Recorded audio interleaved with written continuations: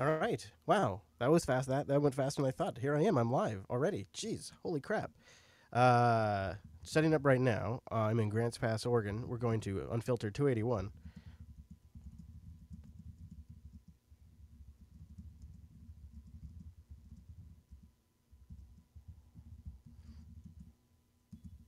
Setting up a few more things. Sorry to be quiet as I'm setting up, but had a couple other things to punch in. So we're going to play some clips. Now, I have to warn you right now as we start that I'm going to be remote and audio only. So these will be audio only clips, but once Chase arrives in his studio and we switch the streams over, then we'll be video. So it's just while we're just from my remote feed right now.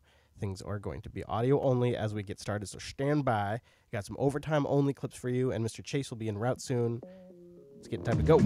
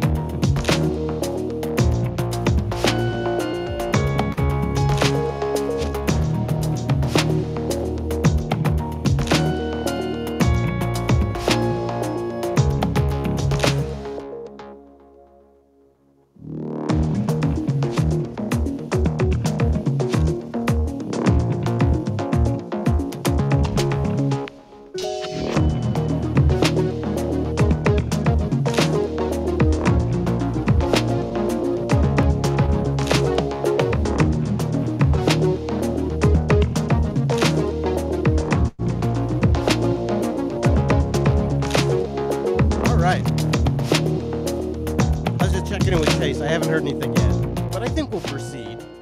We got clips that I want to play for you guys in the pre-show only. I was just also going over the news about Roseanne. I don't really have a strong opinion. I don't like Valerie Jarrett. That's my only opinion I have really of the whole situation. So Roseanne's show's been canceled. The only thing that's kind of funny about that is just for a larf, just to have a good old larf with the lady. We decided to watch all of Roseanne. So we just got done watching all 9 seasons of Roseanne, and we're going to start the 10th season on this trip. And now this shit happens. Why do I get invested in shows anymore? I don't know. The Muslim Brotherhood and Planet of the Apes had a baby equals VJ. Is what all the upset's about. That's what she tweeted. Yeah, we are watching Deep Space Nine, though, so it's not so bad. We still have a show to watch. Okay, so like I said, these clips that I'm going to play for you in the overtime are going to be, well, this isn't actually overtime. This is not technically overtime. We're not doing overtime on the road show. This is just us hanging out. But these clips that I'm going to play for you while we're hanging out are audio only. As a warning to you, that's just because I'm remote, but as we get into the main show, we'll switch over to video. So let's start out with Nancy Pelosi, claiming that Trump canceling the meeting with Kim Jong was a big win for North Korea. I think it's a good thing for Kim Jong-un. Here you had a thug, a person who killed his own family members, a person who runs a police state being legitimized by the President of the United States. They were on a par with each other. He got global recognition and regard. He's the big winner. And when he got this letter from the president saying, okay, never mind, he must be having a giggle fit. This is the great diplomat here, everybody. Nancy Pelosi. And Kim Jong's having a great giggle fit. The big winner. And when he got this letter from the president saying, okay, never mind, he must be having a giggle fit right there now in North Korea, in Pyongyang. As you probably remember, maybe not, I'm one of the few members of Congress that's been to Pyongyang, the capital, right into the north, not at the border, but to their capital.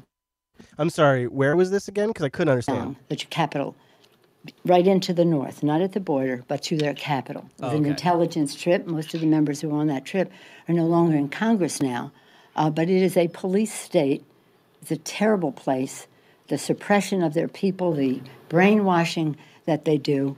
And then along comes Kim Jong-un, schmoozing the President of the United States, he taking the bait. Now, we were sympathetic to say, well, talk, talk, talk. That's better than war, war, war.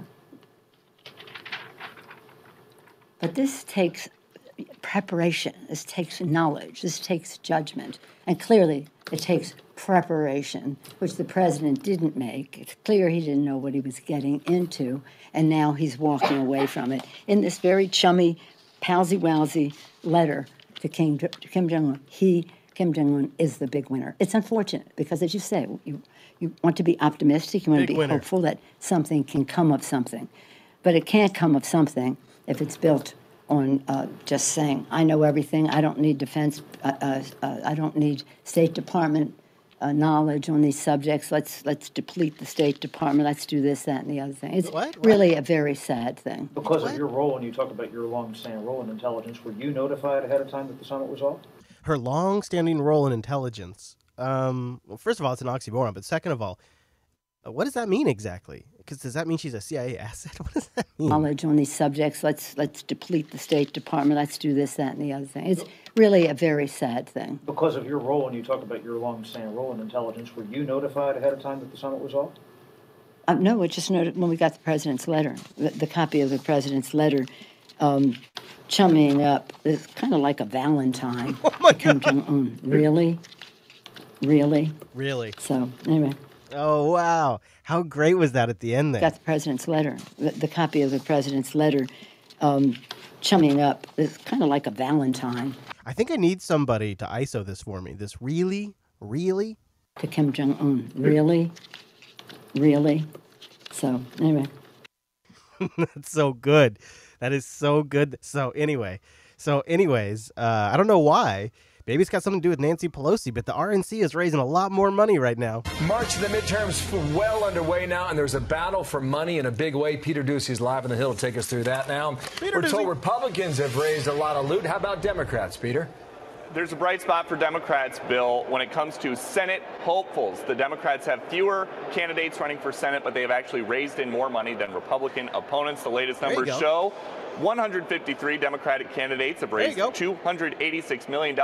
Republicans have 86 more candidates and have raised about $111 million less. And the Democratic Congressional Campaign Committee is outraising its Republican counterpart to $150 million for the DCCC compared to $121 million for the National Republican Congressional Committee. But Democrats don't see much of an advantage. Congressman Ben Ray Lujan, who leads the DCCC, says this: it's clear that Democrats will be outspent in the midterms by Republican dark secret outside groups. That's why we are working with the grassroots and all of our allies on the ground to outwork the Republicans and hold them accountable for a historically unpopular agenda. In terms of the bigger committees, the RNC does have about an $89 million advantage over the DNC. As for those Republicans, though, who are getting outraised, not all of them are worried just yet.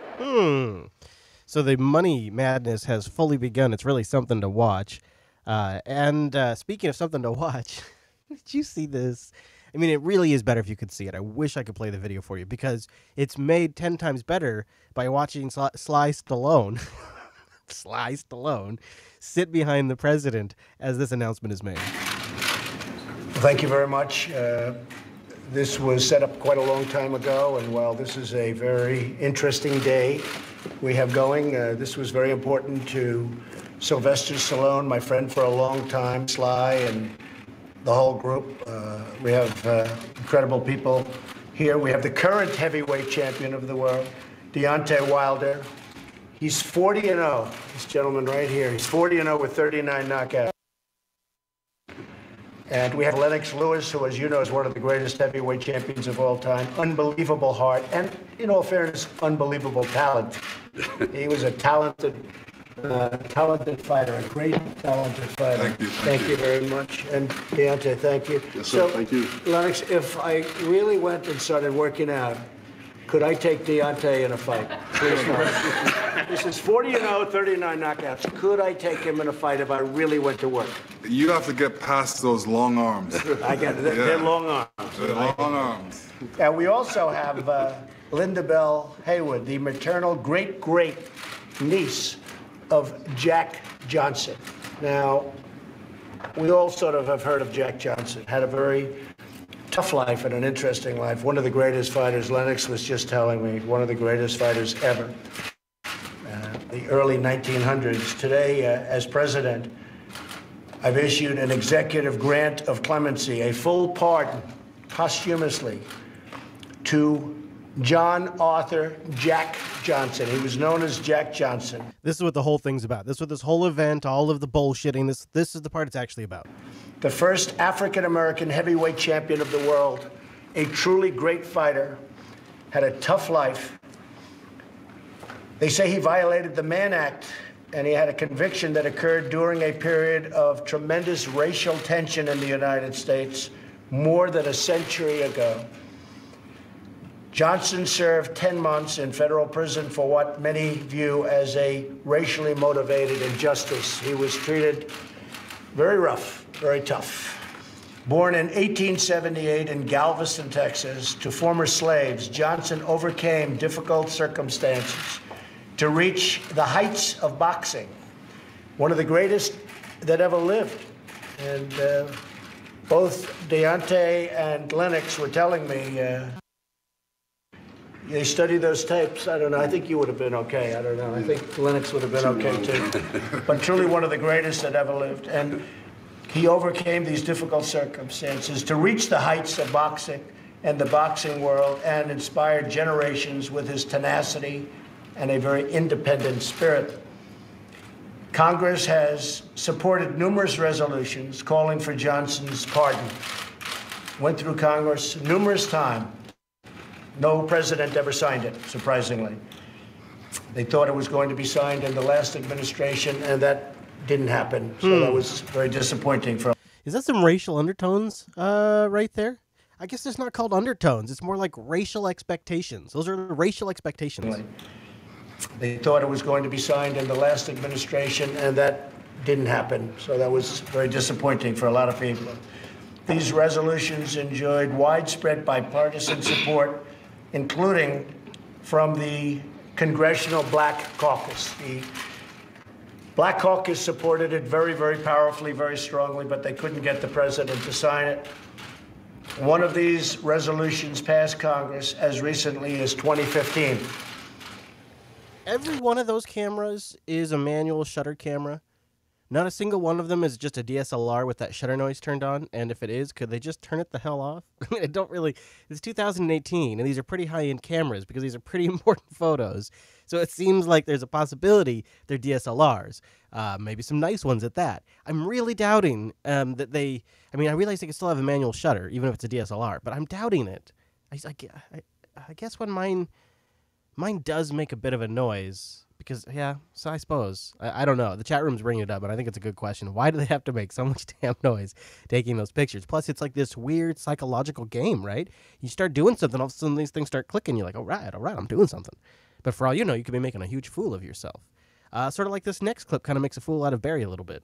Former President Obama giving himself a pat on the back, claiming he did not have any scandals during his 8 years in office.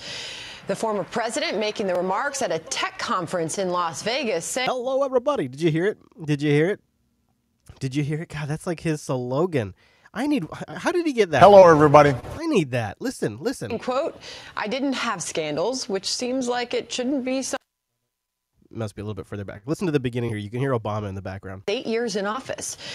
The former president making the remarks at a tech conference in Las Vegas saying, quote, I didn't have scandals, which seems like it shouldn't be something you brag about. Juan Williams, a Fox News political analyst and co-host of The Five, and Rachel Campos-Duffy is a Fox News contributor. Oh, boy, I don't agree with that, man. If you really didn't have any scandals, I'd be boasting about that. But, I mean, there's so many that come to mind. I think the first one that I was like, oh, wait a minute, this is really against the narrative of the Obama administration, was Fast and Furious. That was the first one where I was like, holy shit. But look at Libya. Look what happened in Syria. All of those happened under Barry's watch, and those are just like top of mind. I bet if you looked back at the news in the day, you'd probably find more that you've just sort of forgotten about. Rachel, something tells me you and your party disagree with that statement. I'm a douche. So laughable. First of all, we're sitting, I think, on the mother of all scandals, Spygate. And I think when this onion is unpeeled, it's going to go all the way to the top of the resistance movement, which is Valerie Jarrett and Barack Obama himself. We'll get there if the press will let us do that in real time.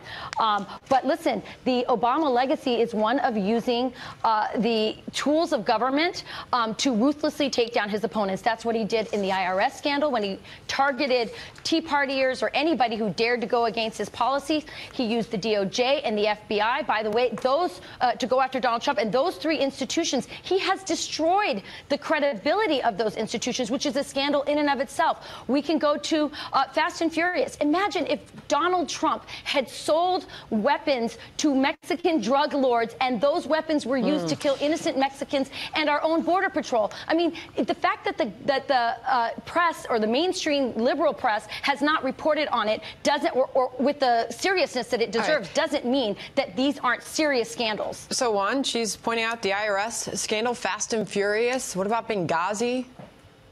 I'm sitting here listening with a smile because it seems to me amusing. It's just so, what a different magnitude of scandal we're talking about.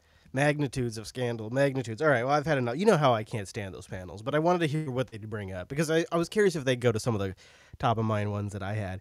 I almost wish I put this in the main show, this next clip, because it feels like this could be another round of Red Book predictions. I think we had some really kind of on the nose Red Book predictions for Ebola the last time the Ebola story came around, and the Ebola story is bad. There are enough opioids in the waters off Seattle. Oh wait, I queued up the wrong one. Do I have the? Oh, I wonder if I don't have the. Hold on, I want to. Now that I teased it, Ebola. Well, how about we'll do this? I'll look for the Ebola clip while we play this clip that I just started to play. Whoa, there's something outside happening right now.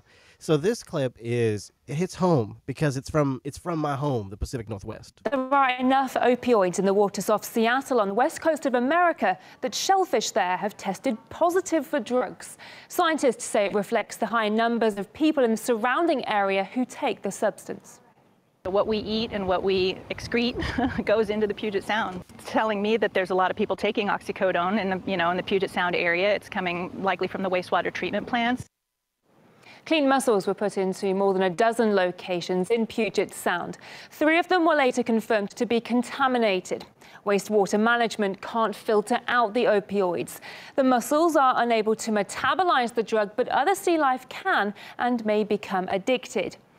Now, this is the first time scientists have discovered the drugs in shellfish there and believe it highlights the extent of the nationwide opioid epidemic in the U.S. There has been more than 200,000 prescription overdose deaths in the U.S. since 1999. Between that year and 2016, overdose deaths have almost quadrupled. 650,000 opioid prescriptions are dispensed daily. Policy researcher Andrew Kolodny thinks that overprescription is behind the epidemic. The real problem is not that you can detect oxycodone in shellfish. The real problem is that overexposing the United States to this highly addictive drug has led to an epidemic of opioid addiction and overdose deaths. In the United States, doctors are prescribing opioids for very common problems where opioids should not be prescribed. These are good medicines for treating pain at the end of life. They're good medicines when used for a couple of days after major surgery. But the bulk of the prescribing, the bulk of the consumption in the United States is for long-term common problems where opioids are much more likely to harm patients than help patients. If other countries increase prescribing the way we did in the United States, I'm afraid that they will follow in our footsteps. So that's something, huh? I mean, we have so many opioids now out in the wild that we piss it out, and then when our waste stations have to do runoff dump, there's so much in the piss that they're dumping out that it's in the shellfish now. Isn't that remarkable? Isn't that a horrible sign? But you know what? Cannabis is illegal. Let's talk about money, because I don't have the Ebola clip. I'll have to find that for you later. So let's do a little money. Poland Well, I don't actually know if they're going to pay for this whole thing or if we're going to pay for it. I'm not sure whose money is going to get paid for or used here, but they need troops. They need troops. They need troops badly, expensive troops, and they need them to be U.S. troops. Polish Defence Ministry has asked Washington to permanently deploy thousands of U.S. troops in the country. Poland says that it's directly appealed to the U.S. after NATO ignored a similar request for almost 20 years. This presence is of great importance because it deters the adversary. US forces are the only ones in the world that have the ability to defend their positions against the adversary. RT correspondent Donald Coulter joins me in the studio with more on this story. I don't know the basics of it. My first instinct was it sounds like Poland thinks it's going to be invaded by somebody. What is behind this move? Well, Neil, the request came in the form of a document from the Polish Defense Ministry, and it was titled Proposal for a U.S. Permanent Presence in Poland. Now, it outlined the willingness for the government to put $2 billion towards the construction of a permanent military base in Poland. And it also suggested locations for this military base, as well as military hospitals and the location of housing facilities for the soldiers. Now, the Russian government has already responded to this move. Kremlin spokesperson Dmitry Peskov said that it was expansionist, and he said that it would inevitably lead to Russian countermeasures. Let's take a listen. We know that the dialogue and power are the two faces of the same coin. If you want dialogue and you don't have power, it's impossible that you succeed. It is important that we keep this deterrence on one side and being open to dialogue with the Russian Federation. Now, that was earlier on in May at the NATO spring session in Warsaw. That was actually the president of NATO's Parliamentary Assembly saying that power is necessary for political talks. Now, it's a bit difficult to understand how a permanent military base in Poland would afford the Polish government any more power than it already has, since already there are 4,000 NATO troops stationed in Poland and throughout the Baltics, Estonia, Latvia, Lithuania. And they rotate throughout those countries, every now and again. And also, there's actually military drills going on all over Europe, even on Russia's doorstep. Oh, yeah. Every month, actually, going on different places in Europe. One of these annual drills. Poke, poke, poke. How do you like that, Bear? Poke, poke, poke. I mean, that's what it's all about. Poke, poke, poke. I wonder how they're paying for all that. Actually, military drills going on all over Europe, even on Russia's doorstep. Every month, actually, going on different places in Europe. One of these annual drills that takes place in Poland is called Baltops, and it's a U.S.-led maritime exercise. It involves the participation of 17 nations. It's got 5,700 troops involved, 42 ships, and 2 submarines. But this this military drill is going to look pretty small in comparison to one they have coming up in November. It's called Anaconda, and it's another military drill that takes place in Poland. It happens every 2 years, but this year it's supposed to encompass 10,000 troops in participation from 10 allied nations, and that's all according to the NATO website. So it's difficult to see how even a permanent military base will even increase the likelihood of Poland having any more political swing with Russia. Oh, yeah. Okay, well, thanks very much for bringing us up to date. Donald Coulter with the latest information. Going to wrap that one up and make sure they're now just strictly a NATO ally. All right, so why don't we pause right here? Mr. Chase is en route. Let me do a little update, a little traffic with Chase here from the copter. Looks like he is quite a ways out, though. We have about an hour for Chase. So we're going to, maybe I'll dig up a few more, let's see here. I don't have a lot of bandwidth, but I could dig up a couple of more clips. I could do a rack, actually, on North Korea. So let's do a rack on North Korea, and then I'll throw in a few extra clips, and we'll just sort of chill out and kill some time while Mr. Chase fights the dreaded Seattle traffic, which is really the worst thing ever. So anything we can do to try to make his trip easy and buy some time for him, I think would be real gentlemanly of us. So let's take a moment while I load up a few more clips, and then the show continues.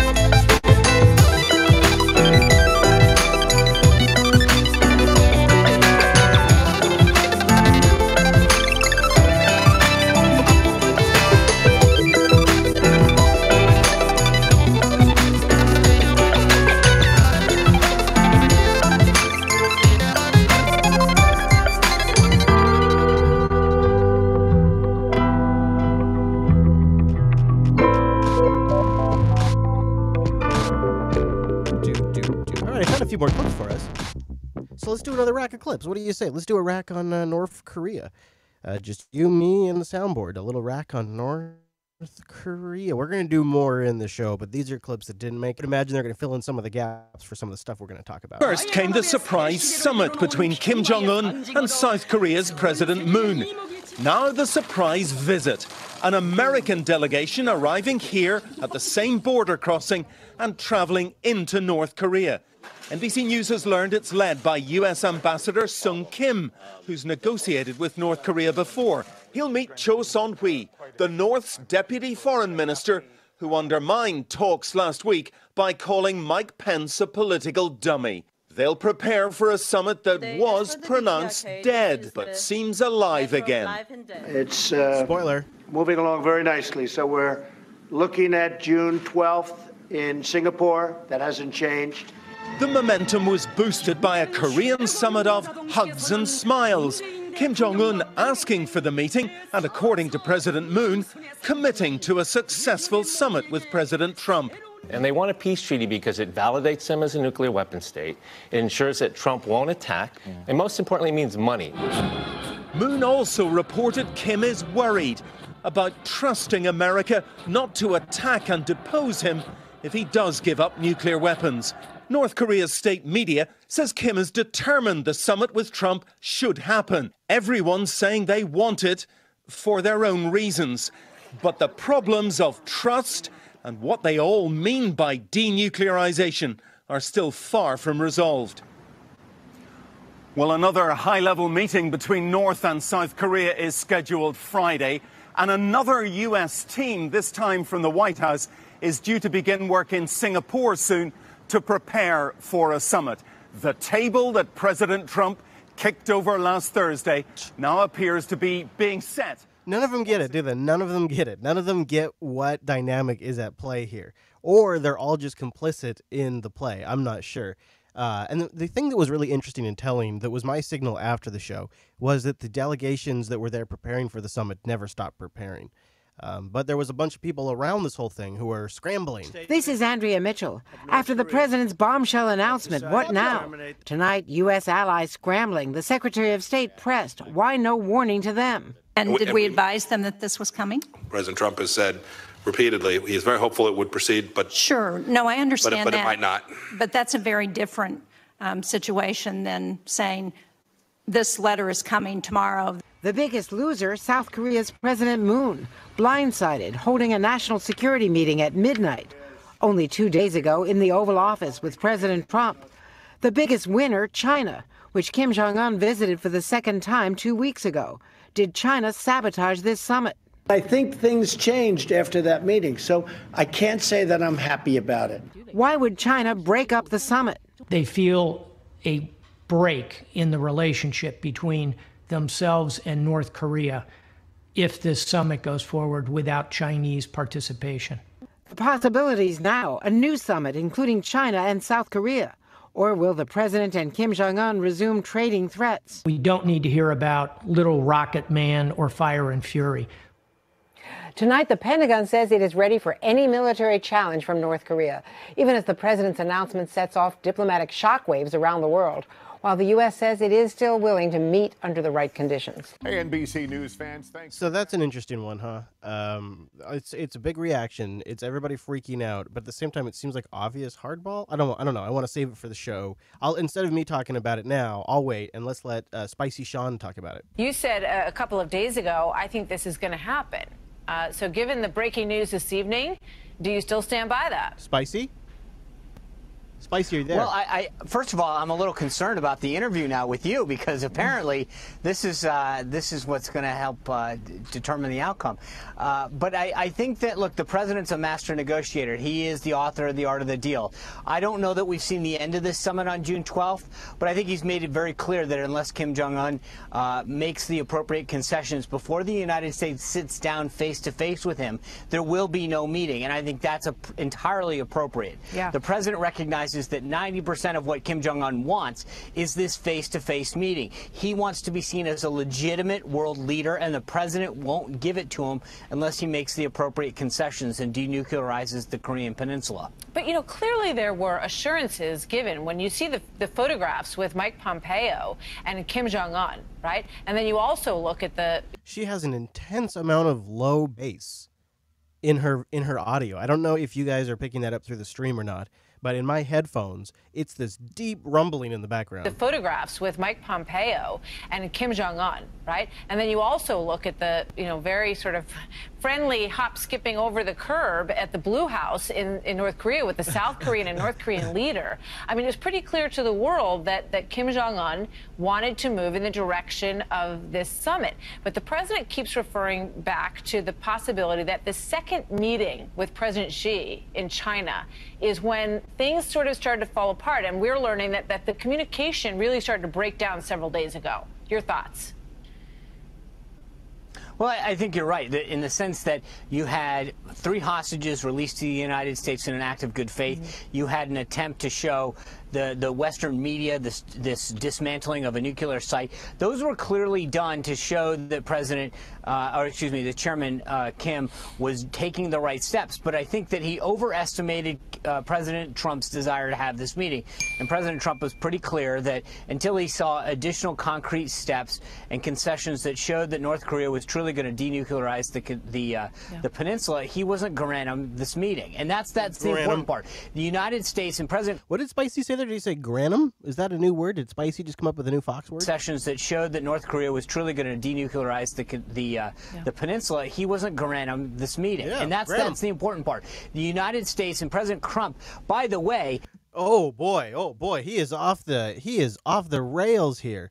The United States and President Trump, and he want to grant him. Is he drunk?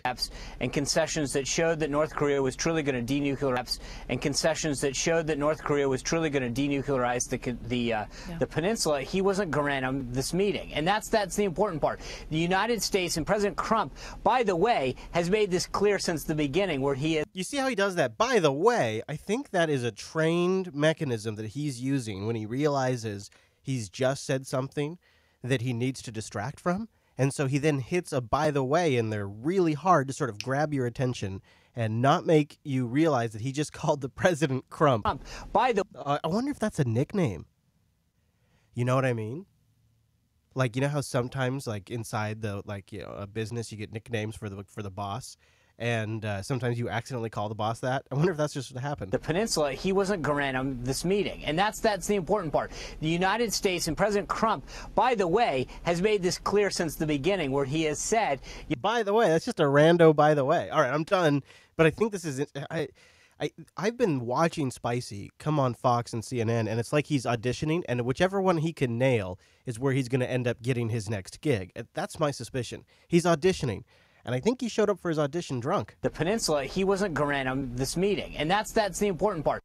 The United States and President Trump, by the way, has made this clear since the beginning, where he has said, you know, if we get a deal, great. If we don't, we won't. And we might still, you know, there's still an opportunity. President Trump's kept all the cards on the table. He's made it very clear that there are conditions that are going to have to be met before he grants him this meeting. And I think he's played them perfectly. Yeah. It didn't really make any sense in there.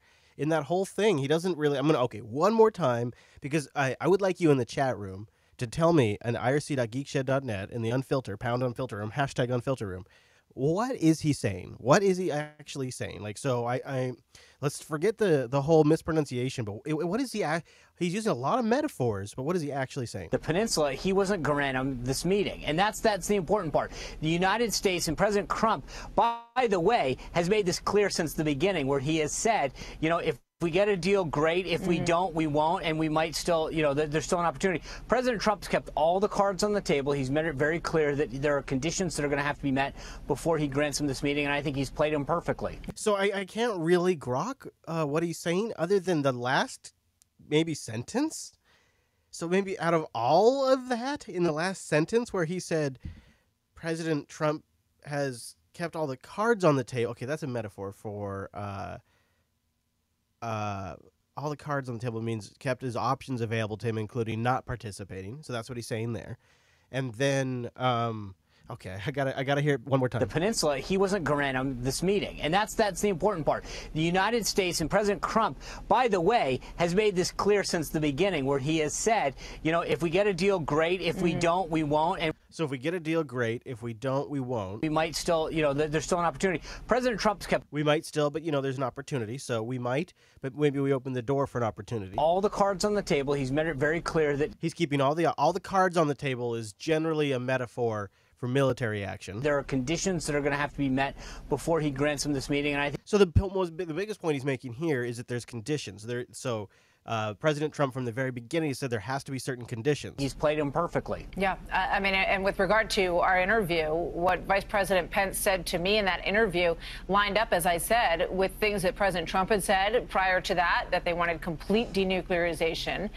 The president at one point said that, you know, they didn't want the Libya model, which is complete denuclearization. But I think he was referring to what happened later to Muammar Gaddafi. And why are we even talking about this? This is weird. It's like they're messaging here. Why are we bringing this up 2 weeks after the fact now?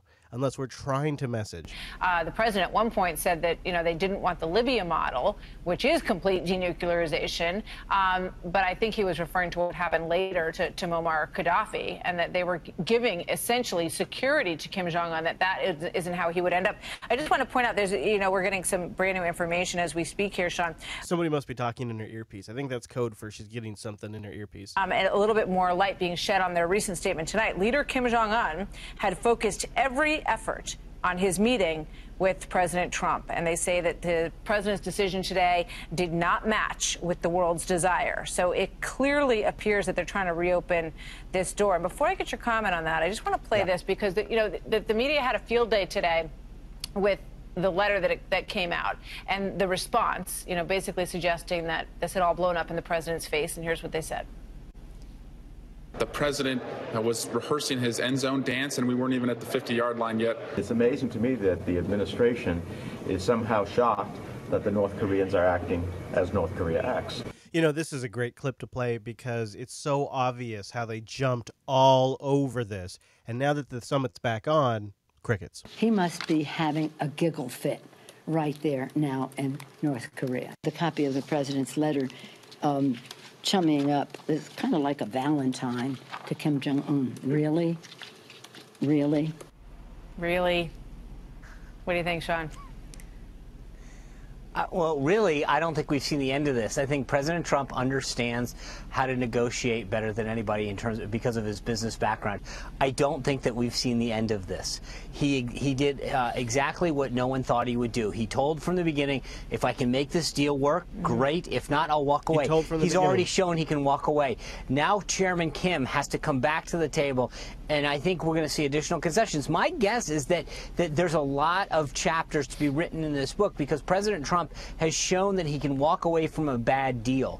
Chairman Kim understands that until he gets this meeting, he continues to be seen as a third-rate dictator. He needs to be seen as a credible leader, and President Trump isn't going to do anything to grant him that until he exhibits real concessions ahead of time. So I know that Director Pompeo, John Bolton, and President Trump know exactly what they're doing, and I think that some of these Democrats that are coming out are getting way too out in front of a story that hasn't seen the end yet. What about, you didn't mention Vice President Pence in that group. Do you think he stepped out of line at all in that interview? No, and I apologize with all due respect to the vice president. That's my fault. But I think that it's a great team that they're all part of. They know what they're doing. This is a long game, and I think that they all understand the stakes that are at hand, and that they're not going to grant North Korea a face-to-face meeting that gives the legitimacy until that they make the concessions necessary, real, concrete things. President Trump isn't done with this. Sean Spicer, thank you. Good to see you as always. Sean. Thanks, Sean. Thanks, Martha. Awkward as always, and maybe a little drunk. All right, I got one more rack after this.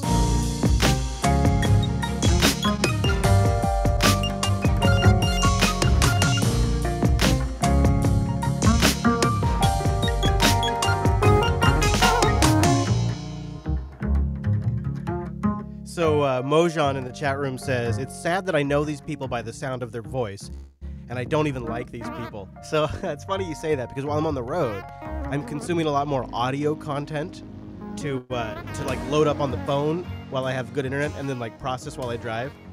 And I always play this game in my head, like, can I name the person speaking? And I've gotten pretty bad at it. I mean, pretty good at it, but it's bad because I don't like these people, just like you. Because yeah, I don't even like these people, and I can name them.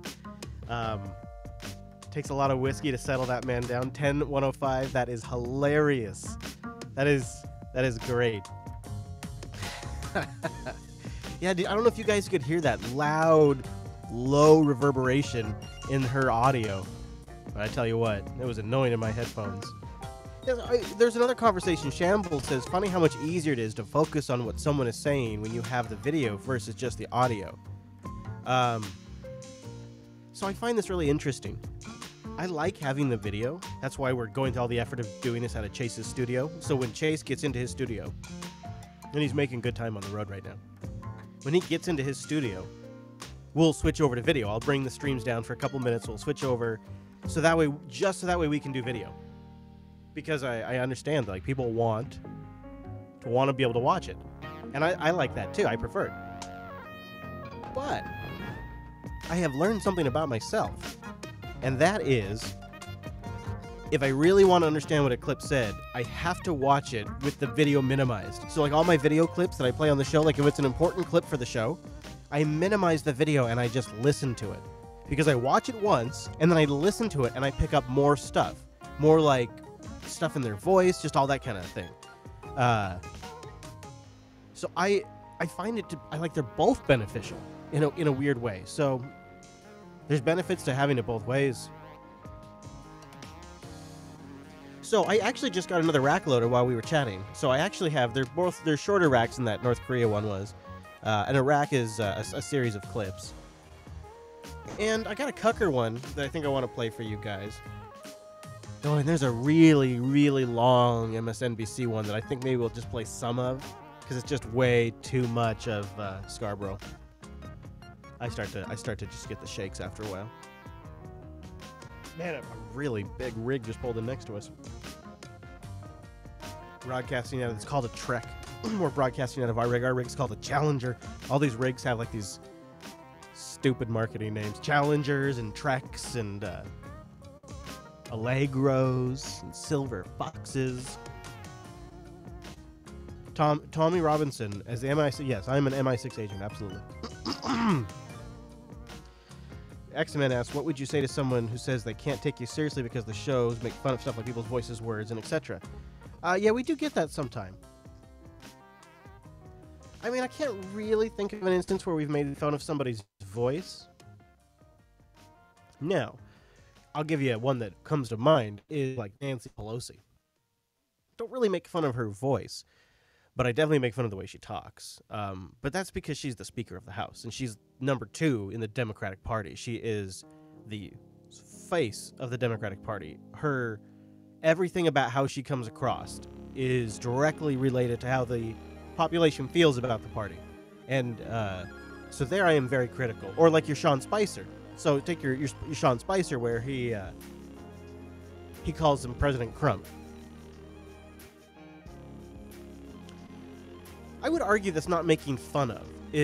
That's more of like an analysis of maybe there's nerves here, maybe they're drunk, which is, I think, a very relevant data point. It's fun, but I also think it's very relevant. And then I think also it's pretty important to distinct people who are paid to speak for a living versus people who just speak. And just as, like, you know, podcasters should strive to try to speak well. I'm horrible at pronunciations, as an example. I think people who maybe make their living speaking on television should be held to a higher standard, because we are talking about the entire product overall, not individual aspects by themselves.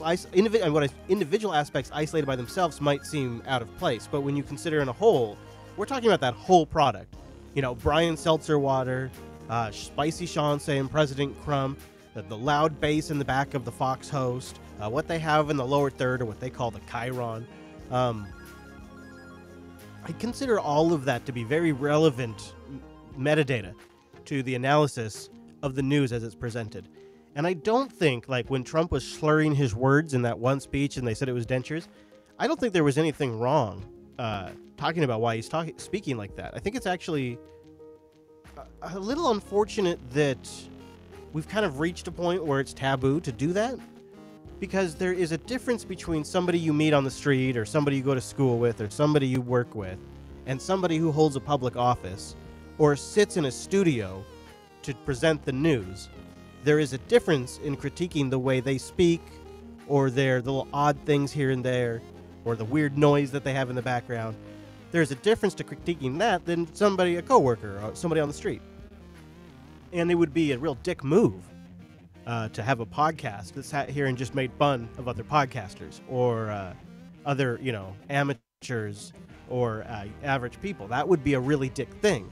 But when President Trump is slurring his words, or Spicy Sean is saying his crump, or Nancy Pelosi is calling Obama, whatever, you get my point. I think it's worth it. I think it's still a valuable data point. I don't think it's actually making fun, and that's why when people say it, usually, because I get that from time to time, so it's obviously comes across like that. But it always kind of catches me a little bit, because I'm like, well, make fun. It always takes me a minute to go, what are they talking about? And I kind of have to walk it back a little bit, because I don't really ever consider myself making fun of anyone. It's more like professional criticism. I know I guess that's just my version of it. Maybe that's just an interpretation thing, but I think there is a difference. Like, I don't, I would never do that to somebody like say we met at Texas Linux Fest here in a few days. Or, when we hung out in New York, since you were asking the question. I don't think you would never see me do that in person about a regular person. And I don't ever consider it during the show as making fun. I consider it part of our analysis. So when people bring it up, I'm always like, we don't make fun of people. What are you talking about? And it takes me a bit, because I don't know how to do that without some people just interpreting it as us making fun. Because it's something that I think is, like I said earlier, valuable metadata about the analysis of the news that we're talking about on the show. And I don't know how to do that without it coming across to some people as making fun. So I can't, the bell can be kind of controversial. We don't use it as much these days, I don't think so. Yeah, Shamble says, I've noticed it sometimes, but when you go through hours and hours of clips every day, things probably do stand out. That is true.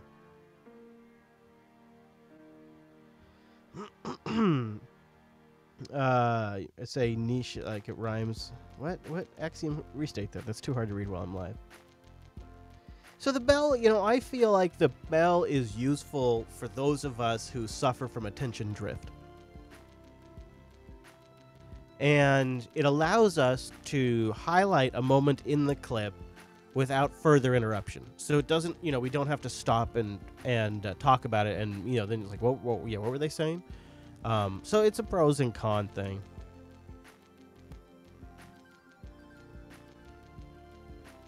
So reading into mannerisms, I think is, I don't know, for me, I think that's just where there's a different opinion. So Shamble says it's a reading into mannerisms as opposed to making fun of people.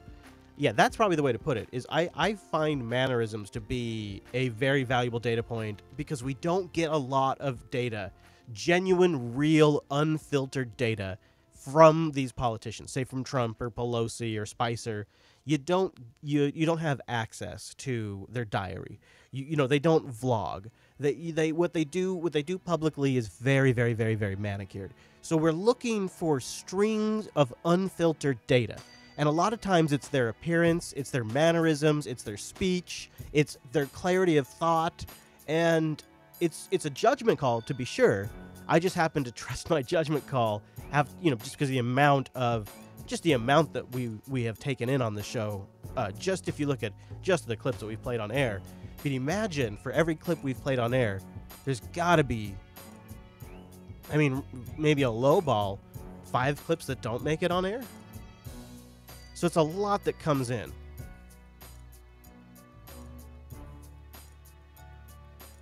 The bell can make it seem like a crazy person show. Yeah, Yeah, I feel like we have backed off on the bell a bit, though. But maybe it still stands out. Then you learn to love those things. Yeah, that's maybe true as well. So yeah, all right. Well, that was a really long answer, X-Man. I hope that answers. And also like the Nancy Pelosi stuff. That's one of the reasons I do keep it into the overtime. Because it's like, well, if you're listening by the hour plus mark into the show, maybe it's even like an hour and a half mark, you're probably on board at that point. Shambles, it has been a struggle. Shambles says watching that much news has to seriously decrease your quality of life. It comes in waves. It comes and goes in waves. This road trip came at a really good time because I had to alter my consumption, which just doing that has helped a lot. And if you saw my Twitter feed a couple of days ago, I was tweeting out text-only feeds for NPR and CNN. So I'm doing a lot more reading and listening and watching less of the super produced stuff and mostly just watching CNN, MSNBC, Fox, ABC, and CBS in smaller batches, mostly from what producer Matt has collected. And then I'm like once a week right now, I'm going through and like swinging through RT and like all the fringe news outlets and doing one pass through those instead of like more of a daily routine of clip collection from everything. And so that's helped. So, I'm basically on a diet right now, and that's been nice. And sometimes it doesn't faze me. Sometimes, you know what it really is? It's when the news doesn't really matter. Like, we really work hard every week to try to just pull out the stuff that really, really matters. So, like, if you just only watched one news show and you watched Unfilter, you'd at least get an idea of the stuff that's probably going to move things forward in history that week. Or the other way I put it is things that dented the universe a little bit this week is what we try to cover. And that's why sometimes there's some stuff that is newsworthy that doesn't make it in the show, because we try to look at it and go, okay, well, if we take a 5-year view, does that event matter? And sometimes we get it wrong, but we usually always get it right. We try to. And there's 3 of us looking at this, so it's not just one person's judgment call, although I probably have the biggest influence because I'm doing the most clip collection. But we look at all of that, and then we try to decide, okay, what's the stuff that's going to change the narrative and that people need to stay current on? And going through all of that every week, when it's stuff that, like, man, people are going to really need to know about this, or when I've got a really good take on something that I don't think other people are talking about, I've got a lot of energy to just tear through it. But when it's like, just sort of the same old stuff, it's like, oh, all right, okay, well, here we go. Just moving this forward a little bit. It's really, and it's just, they've just gotten so awful. All right, we should probably, yeah, I've thought about that too. So, Tet Zilly, that's what I'm going to call you, in the chat room says, being the show is being retrospective on the news, can we get more deep dives on news that already happened and hindsight and that reveals things? I've been thinking more about that. That takes a lot of time, but in the background, we have done a couple test shows. Let me see if I have them on this computer, because I could just tell you the test shows that we did. I don't have them on this machine. But we did a couple of specials, basically. And the one that stands out, the one that I really wish we could have gotten around to actually airing that we never did, is we did one on Yemen. And when I say did one, I mean collected clips and categorized them to do as just a one topic for the whole episode. Just here's how this thing began, here's where we're at now, here's where it's going. Just sort of a 3-chapter kind of one show, one topic. And I also contemplated doing one for 9/11. And I know I haven't clipped it yet, but I also was going to do one on the Putin interviews that Oliver Stone, is that his name? Did with Vlad when he went over there for years and did Putin interviews. I thought about putting one together on that. And I may still do those things one day. I don't know if I'll do those topics or not. Some of those are kind of timeless, so I might. So spoiler. But and that was my thought too, is like if this travel setup didn't work out next time, or if I want to go like on a honeymoon or something, I might just throw together a few of those specials and then we'll just release them as part of the regular show. The problem is they are tons and tons and tons and tons of work, and the regular work schedule is sort of prohibitive. So that would have to, so maybe if I could have like a special editor, I don't know, I'd have to figure out how to actually make that work. But it'd be good to pull it off one time. Anyways, let's play another rack of clips. Can the chat be shown on the video? Let me see. I don't know. Depends on my bandwidth. Let's find out. The tricky thing actually is I could probably do it. The problem is I'm probably not in that chat room in the studio right now. Yes, you see. So that is there. So, but I can probably make this happen because my bandwidth seems to be holding up right now. Although Chase will be back in his studio soon, so this will be irrelevant. And then the chat room will be up on the screen. But here, I've switched over. Okay. And now, if I go over here, and I go over here. Oh, yeah. See, the problem is, of course, is I have the old frame. I don't know what happened. Did we lose the stream? Did it die? Or did my remote session just die? Is there still a stream? Did I just kill everything? So you're up now? You just have an old frame? I think. Ooh, just got a breeze coming in through the window. That's nice. That was badly needed. Good. Oh, yeah, it doesn't look very good, does it? Well. Yeah. Hal, sorry about that. Sorry about that. Sorry it doesn't look very good. So that's probably why I didn't do it, is because it just looks horrible. Plus, you're in the chat room, right? So why do you know what I mean? You know what I mean? See if I can go back in there. Yeah, it doesn't look very good. It needs more love. And plus, I don't like the fact that it has the wrong frame on there. That just drives me crazy. That's just no good. Let's see if I can fix that. Let's see if the remote... I could at least change it. Boom. See, that at least is... at least doesn't have an episode number in there. Because I don't want people showing up and going, and there we go. Now, how's that? Overshot a little bit. The things I do for you guys. The things I do for you. From Grants Pass, Oregon. Once we switch over the stream, it won't really matter. But you guys will have both video clips, and you'll have yourselves on there where we're not playing clips. All right, so now let's do another rack. We're going to let's see, how do we want to do this? Let's start with MSNBC first, actually, before we do Cucker. Cucker will sort of be like the mouth rinse after, and if you get triggered by Cucker, then I have MSNBC to offset it. So let's start with the Morning Joes having quite the discussion about the Dems not being let in on that big FBI meeting. The Congress would like to see documents opened up. A lot of people are saying they had spies in my campaign. If they had spies in my campaign, that would be a disgrace to this country. That would be one of the biggest insults that anyone's ever seen, and it would be very illegal, aside from everything else. It would make probably every political event ever look like small potatoes. So we want to make sure that there weren't. I hope there weren't, frankly. But some man got paid based on what I read in the newspapers and on what you reported. Some person got paid a lot of money. That's not a normal situation, the kind of money you're talking about. So hopefully that would be, and I think the Department of Justice wants to get down to it, and I can tell you Congress does.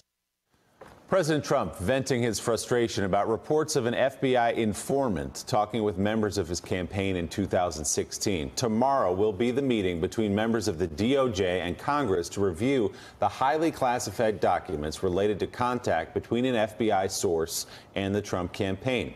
Republican Congressman Devin Nunes and Trey Gowdy will meet with FBI Director Chris Wray, National Intelligence Director Dan Coats, and a DOJ national security official named Ed O'Callahan. No Democrats were invited to the meeting. That's another break in the traditionally bipartisan field of intelligence oversight. The White House says there was no reason to make the meeting bipartisan. The Democrats have said that they think it's inappropriate to have a meeting set up with just Republicans in the Justice Department. Is the White House, would the White House welcome Democrats to be at that meeting? My understanding is they haven't been the ones requesting this information. I would refer you back to them on why they would consider themselves randomly invited to see something they've never asked to.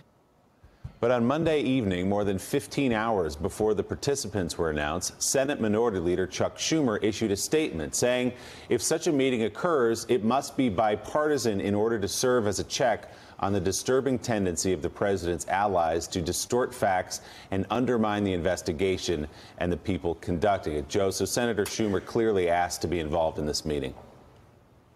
Well, not only is this unheard of and unprecedented, it really is a recipe for disaster in the coming weeks and months and poisons the atmosphere. And, you know, David Ignatius, we are focusing at times on Republicans and some self-described conservatives who actually aren't conservatives, they're Trumpists, who have responded badly to this moment in the history of our constitutional republic.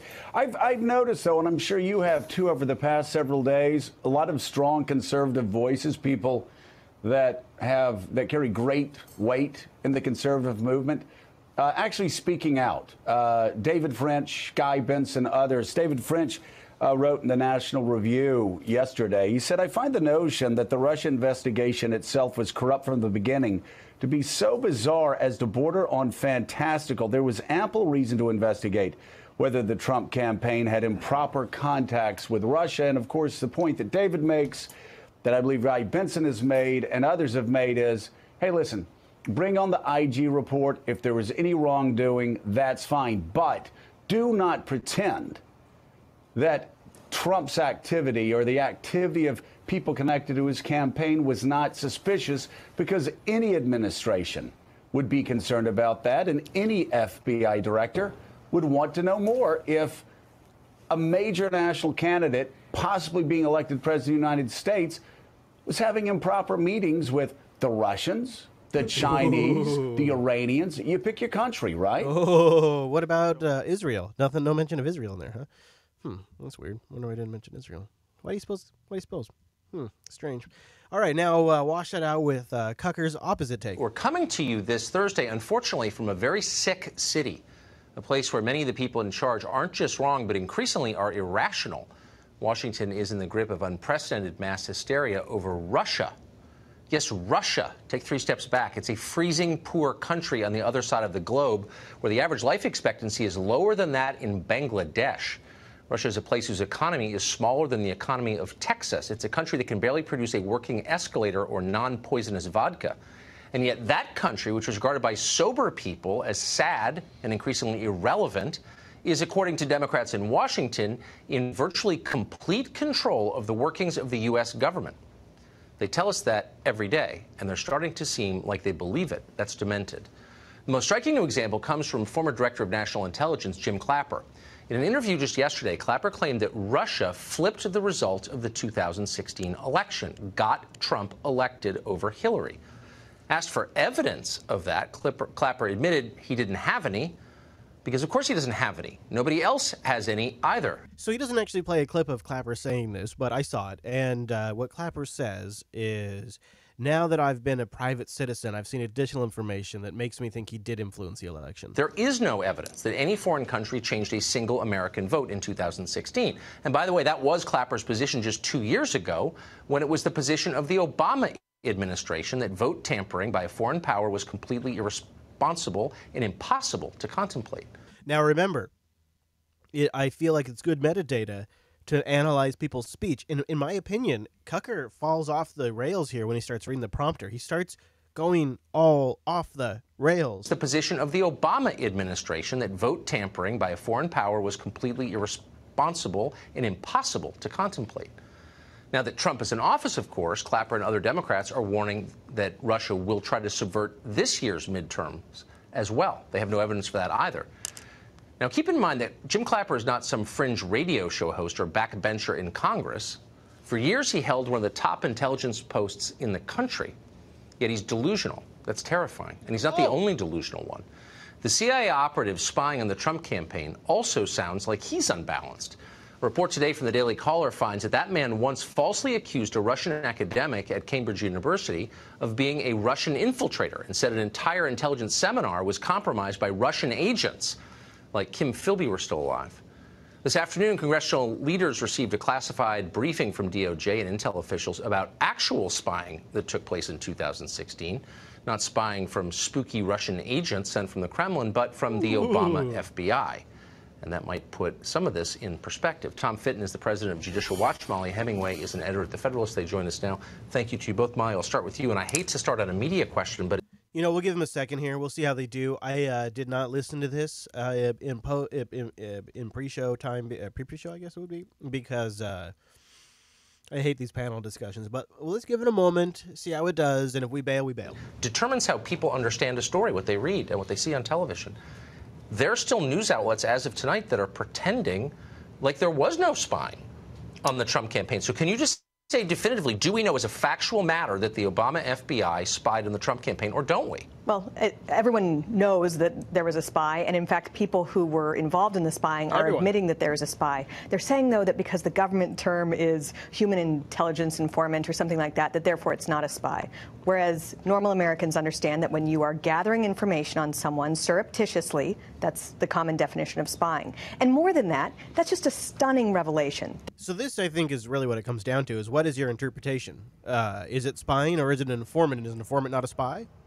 This was happening under the previous administration, that there would be this kind of surveillance, not just at least one human intelligence informant, but also wiretaps, national security letters, which are how you can secretly get a subpoena. And who knows what else is going on. So actually, like, widespread spying involving multiple people in the Trump campaign. And we still don't really know what's going on because they're trying to fight. And that's the point. And by the way, I should point out in the interest of honesty that these are agencies controlled by the Trump White House. So it's not clear to me at all why we don't know this, and that why the committees in the Congress who have oversight over all of this don't know. There was a meeting today, famously, about this, Tom. Do you think members of Congress, again charged with oversight of this stuff, know the answer as of tonight? No, my understanding is they're still being strung along. This meeting was for show. We want to see the documents. But why would they be strung along? Because these agencies have contempt for congressional oversight.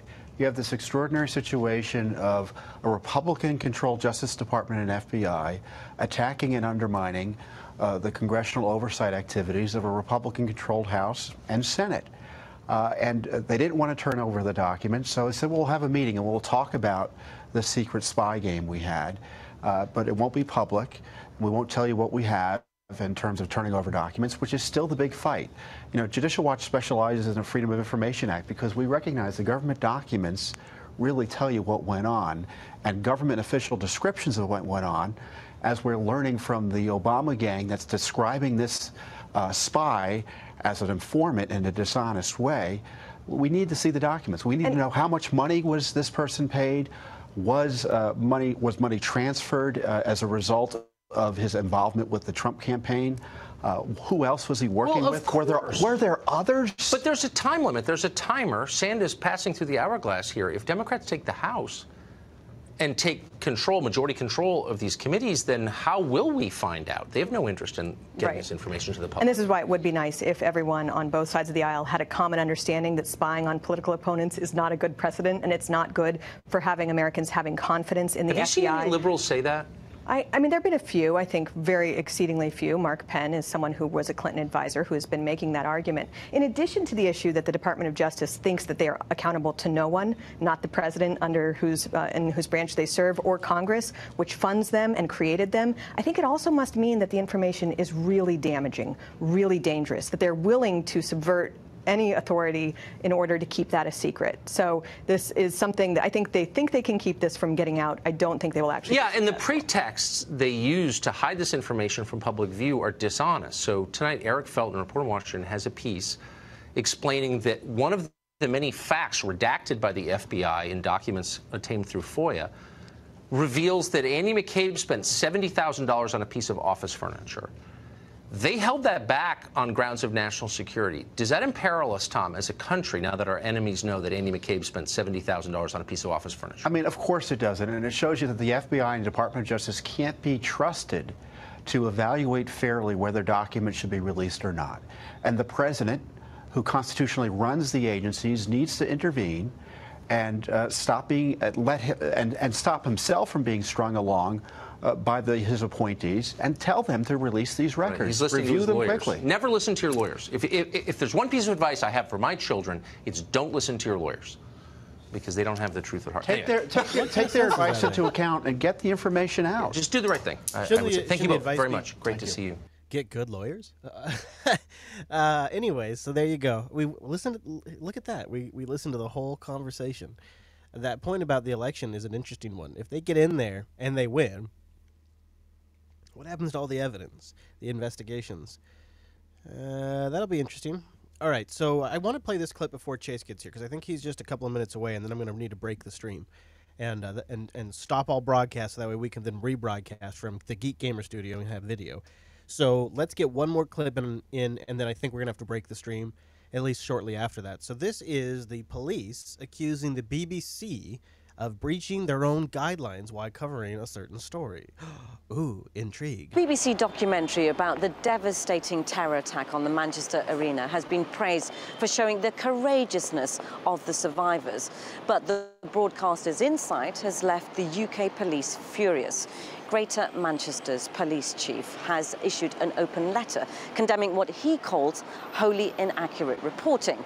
And the strongly worded statement has even accused the BBC of breaching its own guidelines.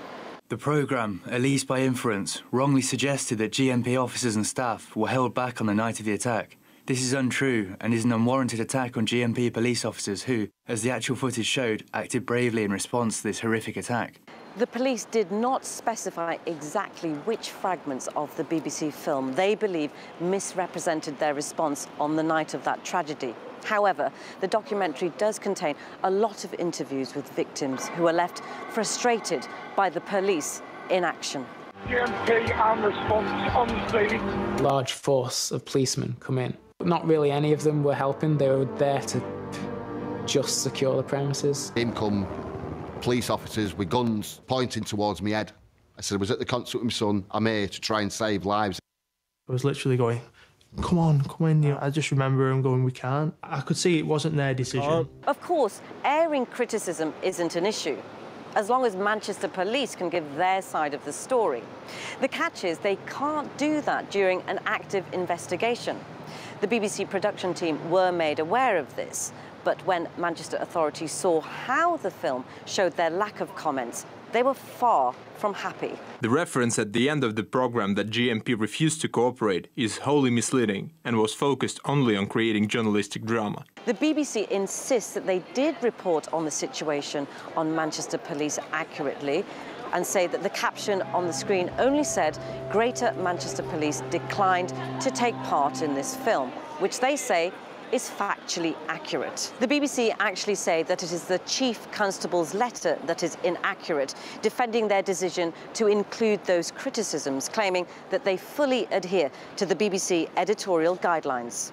This was a responsible, accurate, and thoughtful documentary, which was an important piece of public service broadcasting. However, as this very public disagreement unfolds, according to one former police officer, there's good reason for GMP's response. The treatment that witnesses perhaps will get may seem harsh, but the priority for the police is to try to catch the perpetrators and anybody associated with them. I think the reason that the police disengaged from any conversation in the formation of this film was that they sensed that it was going to be prejudicial to the general good. It's very easy to criticise with the wisdom of hindsight. But they are actually doing it, you know, for the purposes of the public good and to try to keep us safe and arrest people that are doing dangerous, horrible and wicked things. With the battle over who's right and who's wrong likely to continue, it's certain that the row between Britain's main broadcaster and law enforcement was not the effect a documentary remembering a tragic event intended to have. All right, there you go. Little BBC hoopla there for you. Now, I got to break the stream because Chase is arrived at Geek Gamer Studios, and we're going to rebroadcast from his location. So if you're watching on YouTube or jblive.tv, the stream will shut down for probably 5 minutes or so to clear out the tubes and let Chase get connected. So that'll happen here in just a couple of moments. So don't go anywhere because now the actual official show with video is going to kick off in just a moment. So stand by.